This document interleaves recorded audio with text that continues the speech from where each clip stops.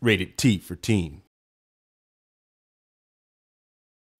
Sega.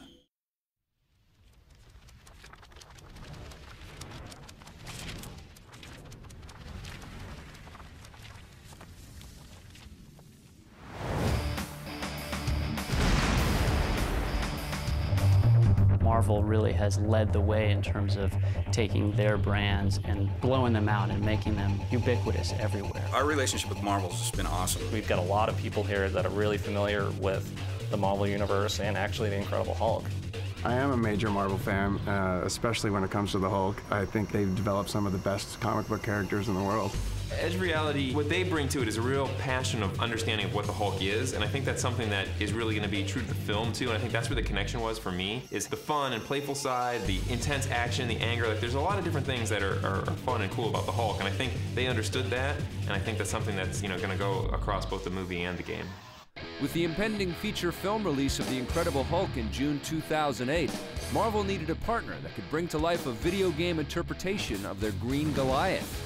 Marvel has dominated the comic book video game market for the past several years, and in order to maintain their reign, they turned to publisher Sega. This particular franchise, The Incredible Hulk, I think it's a great meeting of these two companies at the right time. The acquisition of this license and a few others really coincides with our reemergence as a publisher. Marvel's a great brand, they have a great cast of characters, and we knew that we had to be in that business. With the strategic publisher in place, the next step was securing a developer that was up to the challenge of creating a game based on the incredible icon. Edge Reality became a very obvious choice to do the Hulk video game. We looked at 8, 10 developers or so, and they had an amazing understanding and passion for the Hulk.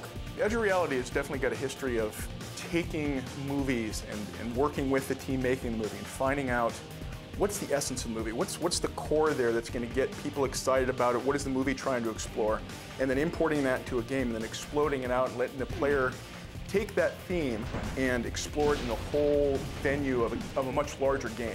They knew what to do with the character. They had a bunch of great ideas that they wanted to bring and updates to the franchise. It was one of the most impressive game pitches I've seen. I think they put together a really spectacular package where they really showed, you know, that they understood and knew what was great about the Hulk game franchise as it stood in the last generation, and then what they were going to do to bring it to the next generation with some really great improvements. What we really wanted to focus on was the end result. I mean, what's really exciting is actually being able to play the Hulk.